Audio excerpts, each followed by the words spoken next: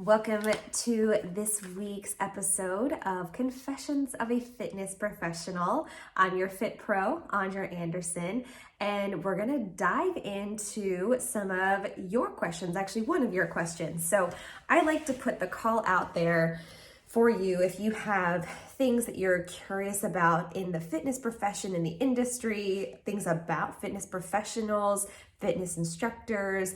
I love to kind of share some insight. So if you ever have these kind of burning questions or things that you would really like to know about maybe breaking into the fitness profession or about being a fitness instructor, or even something like, this or that when it comes to the world of fitness. I had that question, and I'm planning to do a this or that session very soon, maybe even next week, depending on how this week goes and what questions I get or what inspires me. So I love to take into consideration what's happened in the past week and pull that into our podcast episode.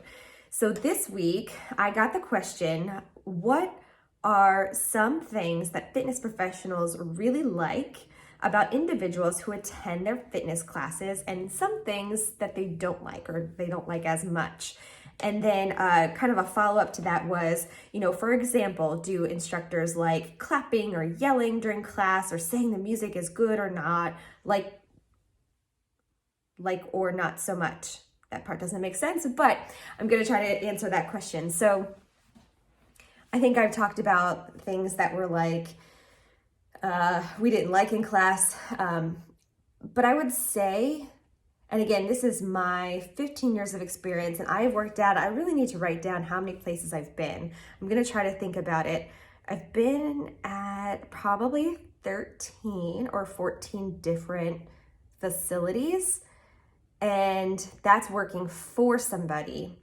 So many more in addition to that, because I will partner with event spaces, partner with other small businesses. So I've probably been to 30 different locations as a fitness professional, teaching and sharing the craft with everybody. And I think it really depends on the instructor, what kind of vibe they want in the class. So I have taken classes where when you walk in the room and upon entry into the room, there are all of these PSAs or notes or printed out sheets of things like, remember no talking during class, or remember cell phones stay outside in the cubbies, or remember no shoes in this building, take your shoes off before you enter the class. Usually that's yoga studios. A lot of yoga studios will have or enforce those policies of no phones on the mats, make sure you leave your shoes off the floor. They're trying to protect their floor. I've been to some classes where, because of the intense nature of the class and it gets so hot, like a Bikram yoga class or a hot yoga class, it is recommended that you don't leave the room. So opening and closing the door is a distraction, and it's a very methodical, intense sequencing of postures. So I've even had that where it's do not leave. Some instructors will make you feel bad if you leave, and it is kind of a distraction depending on the nature of the class. So if I'm teaching high fitness, where it's sort of, it's just you, there's no equipment, we're on the floor, it's easy to get in and out of the room, I don't mind if people bop in a couple minutes later or have to leave early. I used to get really offended early in my fitness profession about people leaving early, because I'm like, I have choreographed this class to perfection, and I have a full warm up and a full cool down, and if you are not getting those things, you are not doing the proper workout. And I still kind of believe that to an extent, but I also recognize that you have other priorities and other things, and I'm grateful for any time we're able to spend together. I do think it's a sign of respect to stay for the entire class. If you want to be here, be here. If you're coming to a 45-minute class late, you're not going to get the full experience that was meant for you. And I even had So I've been taking classes, I've been trying to take classes. It hasn't happened in like a month, but at a new facility, and they lock the door. They lock the door. So if you are more than 5 minutes late, you cannot get in. There's nobody that will let you in. The door is locked. They have determined that 5 minutes into their workout, you've already missed too much. So you're stuck. And if you've paid, you're out that money. And I kind of respect that. At first, you're sort of like, oh, that's like, ooh, that's a lot. That's too much. But I kind of respect it. You know, they've very thoughtfully, intentionally created a sequence of movements, came up with a really great warm up. You are respecting that fitness professional's time by showing up on time and leaving at the appropriate time. Related. I think it's also a respect thing when you show up too early or leave too late. What do I mean by that? When I first started out, and really even up until a couple of years ago, I would show up like an hour early to class to like get myself warmed up. I would do my own workout. I would make sure everything is like set, prepped, ready to go. I don't know what it is in the last year. I've really gotten more relaxed. Maybe it's just because where I'm teaching now, it's not likely that I'll have a lot of new members. So I've been rolling into class with like 10 minutes beforehand, maybe even sometimes 5 minutes beforehand, which is not good. I think it's more, I think as an instructor, you should have like 10, 15 minutes at least, you should be there. But the classes that I'm rolling up to don't have any equipment. There's no special instruction. There's nothing that I need to set up in advance. So it works out. 10, 15 minutes is plenty of time. Now, when I was teaching like a bar class where there's specific equipment, I would show up like half an hour early just to make sure I had my area set up so that when people came in, they could see, oh, I need this, this, and this today. And I could pull everything out, make sure everything was ready to go. So it really depends on the class. But I've had participants show up like 35, 40 minutes beforehand and just want to talk to you. And I get it. We're BFFs. Totally get it. We are part of a community. But sometimes, like 20 minutes before class, you can have me. But anything before that, like I am here to get in a zone, to be here for you, to put myself in the situation. And even though I'm there and I'm on and I'm teaching for 45 minutes or 60 minutes, whatever it is, I'm prepping like an hour before, I'm prepping the night before. There's more that goes into that class than what you see on the floor. So I need to get myself in a zone. So if you come at me super early to class, I might not give you the time of day, and I cannot promise that I'm listening to anything or retaining anything that you're telling me. Similarly, I used to get, oh my gosh, I would teach a class and then my husband would text me or call me like, are you coming home? It would be like an hour and a half conversation after class. And sometimes that's nice. Sometimes you just need to chat. We would have this little group that would just chat. A couple minutes after class is fine, but like when it encroaches on like half an hour, oh my gosh, like we're all just trying to get out of there and get home, right? So I would say like, showing up 10 minutes early is nice. You can roll in with 5 minutes to spare. That does not bother me unless you're brand new and you're thinking like, I'm going to learn all the equipment in 5 minutes. Now that window passed. I think also, leaving on time is nice. And I think it's important for the instructor to be respectful of people's times and start and end the class on time. There have been times with like use of space that I've had to start a class a little late and I still try to end on time because I don't want to keep people later than we were expected to be there. So I try to be respectful of people's time as well. Is it always perfect? No, but I try my best to keep it that way. So I guess that's probably one of the things, is just being aware of how early you show up to class, how late you stay beyond class. Instructors will spend, just kind of like it in if you take an academic course, you might be in class for an hour, but you're doing 3 hours of work outside of class for that 1 hour. So any given class may be 3 hours of work, but we only get paid for that 1 hour, which is a major major bad thing in the fitness industry. You're only paid for the time that you're actively on the floor. And I even was working in a facility that said, if you have clients that want to have a conversation, make sure you go clock out and then come back and complete the conversation with them. And I'm like, if I'm here having a conversation with one of your clients, you're going to pay me to do that, because I'm not talking about XYZ. I'm building a community for you.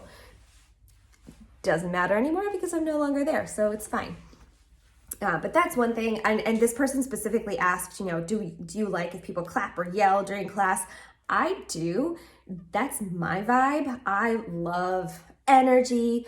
The worst thing for me as an instructor is to look out at a sea of just dead faces. Like, I'm here physically, but mentally, I'm not. It's really hard, especially if I make a joke or ask a question, for it to be crickets. Now, that has not happened in a very long time, but that to me is just one of the worst things. I'm trying to build a community with you. I'm trying to have an interaction with you. Give me a little something. Now, I think I did talk about this in a previous episode. I had one class with a participant that just wouldn't stop talking. And I was like, all right, if we're still talking, we're not working. Be quiet. So I think there's a limit, but if you're just clapping your hands, woohoo, getting into it, let's go people, or singing along to the music a little bit, not the whole time, it's not a concert for you, I think that's fine. I think that's great. I think that shared energy is good. Now, is that true of all instructors? That's a really good question. I would say the instructors that I know, yeah. I've had a couple of mean instructors that probably wouldn't like it.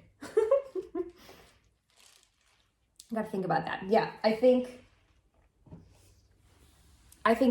you're probably safe in 99% of people like that. There are some, very proper instructors and very proper formats and I've attended those classes where they think that they're just everything that they say is amazing and you shouldn't say anything because it's their time. No, it's your time. So if you're excited and you want to sing along, you want to hoot and holler, that gives me energy. I love it. I love it. I love it. And even on a virtual class, there's nothing better. I know we're working out, but there's nothing better than after one set or a song, somebody going crushed it. That was awesome. I love it. Even if they don't want to talk, if they're typing it in the chat, oh, I love that. I love when you make comments on our sessions, if you're doing a video, one of my free videos on YouTube, or, something on the Facebook page or Instagram. I love when you leave a comment. That gives us fuel and ammo to keep going, right? Because instructors are there to keep you going, to keep you motivated. But where do you think that comes from? We have to draw it from somewhere. So if you're not giving anything, I'm probably less likely to continue doing that class or to continue working at that location. We need a little something back. Give us a little sign of life, or thumbs up, I like it, or that was a weird song. What was that about? Although if you come at me for my really good music choices by saying that they're inappropriate, I will quit on you. Too soon. I want it to be a good experience for you too. So of course, if I have a song in my playlist that hits you the wrong way, yeah, tell me. I'd rather you tell me than tell, somebody that I'm working for. Or if we do movements that you're oh, I loved that, I'm going to do that. If you tell me you have a song that you love and I see you come to my class, it's going on the playlist. You're gonna have to tell me to take it off because every time I see you, I just want to make you happy and do that song and share that happy moment with you. So yeah, your reactions are everything. They matter. Your feedback is super important.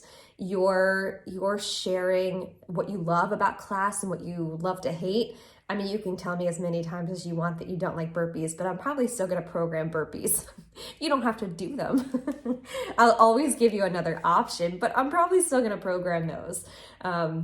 I will have I love seeing like a little bit of resistance or getting a little bit of challenge. Like this weekend, I taught a boot camp class at my house, and I presented a challenge, like another level to one of my clients. And she looked at me like, I'm not doing that. And I kind of looked at her and said, okay. And what I did was I built, so we did these step ups. So I built an additional riser for her, and she pushed it off like, that's too much, I'm not doing it. And then one set in, she put it on, and guess what? She did it. I love a little bit of that, like challenge me back. I will always do what I can to push you, but I'll read your energy too. So if you're like not having the best day, I'm not gonna push you. I'm just gonna be there. We're just gonna be there together. And that's true of the whole vibe of the class too. If I'm sensing that the entire class is like, I'm going to do something to try to get the mood up, or I'm going to meet you at your level and we're going to have that kind of class that day. It's not like a show for the instructor. It's not like, you are all here for me and here's what we're doing. No, I'm there for you. We're there for each other. We're there together. I want it to be this really good shared experience. So yes, any feedback that you can give is ultimately going to be great. Now, over the years, I have had some like kind of mean girl feedback from other instructors or from some clients that were like, these moves are silly or whatever. And I'm like, okay, like you don't have to be here. That's different than, hey, I really like this. Do you think we could do this? Yes, let's try it. Or I love when you all give me song recommendations or artists that you're like, hey, we haven't done Pink in a long time. And I'm like, gonna add that to the playlist next time just because you mentioned it. And I'll tell you what, it's a red flag if you encounter an instructor who does not take your feedback. Probably not a good person to be with. I don't care how many certifications they have or how great they are. If they're not taking your feedback, they're thinking it's a show for them. It's not. It's for you. We're sharing this experience. I hope that answered your question. I love getting questions. I love sharing information. I love creating this awesome community. And as always, if you have feedback or questions or things that you want to learn a little bit more about, I'm here to help answer them the best that I can and continue to motivate and create and challenge. So that's our show this week. I will see you for another episode next time. Bye.